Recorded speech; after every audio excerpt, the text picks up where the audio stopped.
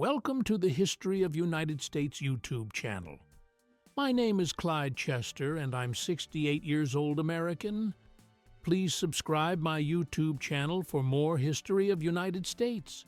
Let's start today's history. Before Washington, D.C. ever existed, before the White House had its first brick laid, before Congress met on the banks of the Potomac, America had another capital, a louder capital, a busier capital, a capital filled with arguments, ambition, and ideas that would reshape the world. That capital was Philadelphia. But here's the forgotten truth. It wasn't just the temporary capital. It was almost the permanent capital of the United States. This is the untold story of how Pennsylvania, yes, Pennsylvania, was inches away from becoming the center of American power, and why it didn't happen. In the late 1700s, Philadelphia wasn't just another colonial city. It was the largest city in North America, and one of the biggest in the entire English-speaking world. Broad avenues, brick homes, coffee houses full of debates, and a port where ships from London, Dublin, Kingston, and Lisbon came in daily. Merchants, tradesmen, Quakers, scholars, artists, people from everywhere crowded into streets that smelled of bread, salt water, and ink. Benjamin Franklin walked these streets. So did Thomas Jefferson. So did George Washington. Philadelphia had electricity before most cities had sidewalks.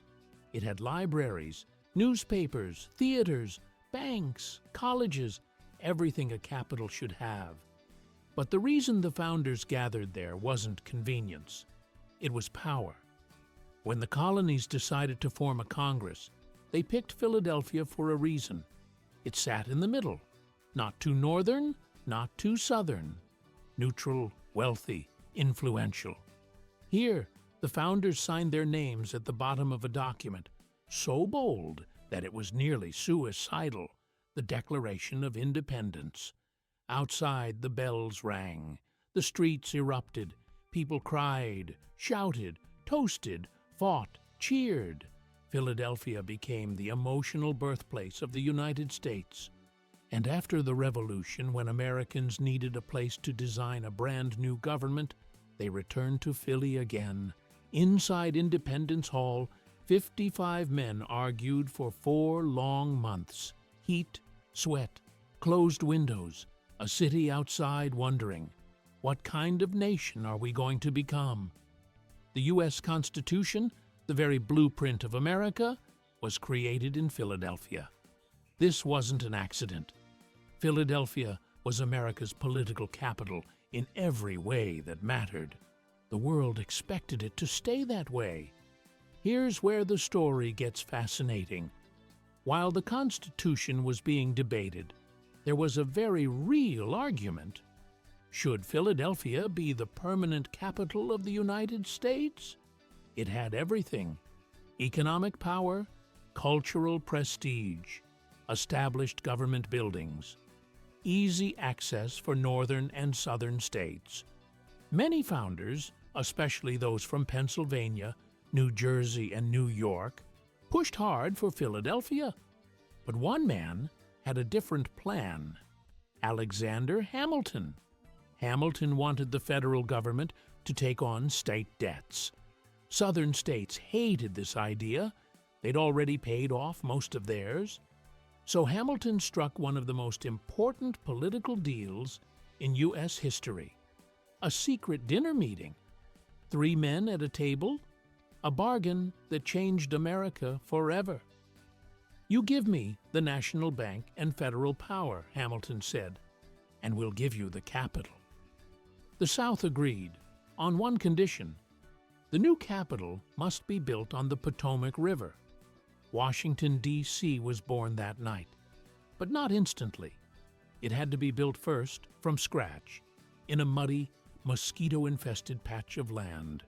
So the founders needed a temporary capital. Guess who got the job? Philadelphia. And not for a short time. For 10 years, from 1790 to to 1800. But those 10 years were enough to change everything. Once Philadelphia became the U.S. capital, the city did something bold. It acted like it was permanent. Philadelphia built a massive presidential house, far larger than the future White House, a grand mansion on Market Street, complete with stables, kitchens, parlors, and a staff big enough to impress foreign dignitaries. George Washington lived there. John Adams lived there. For foreign ambassadors, that mansion was the White House. Congress met at Congress Hall. The Supreme Court met a few blocks away. The Treasury, State Department, and War Department all operated within walking distance. But Philadelphia had one more trick up its sleeve.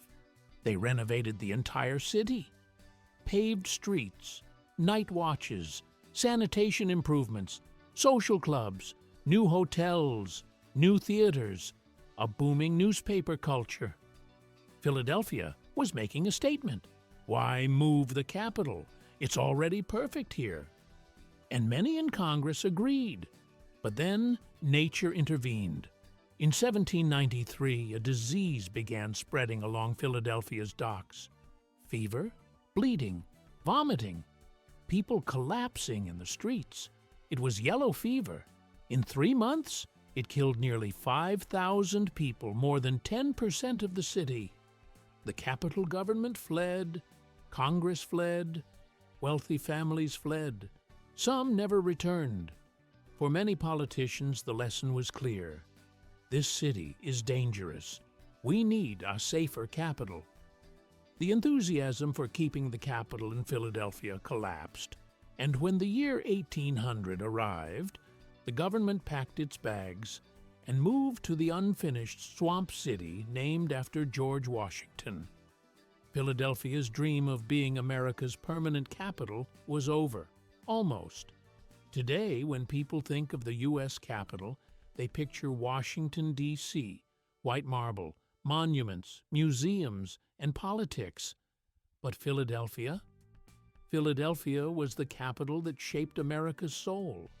It was the birthplace of independence, the birthplace of the Constitution, the testing ground for the presidency, the place where America learned how to govern itself.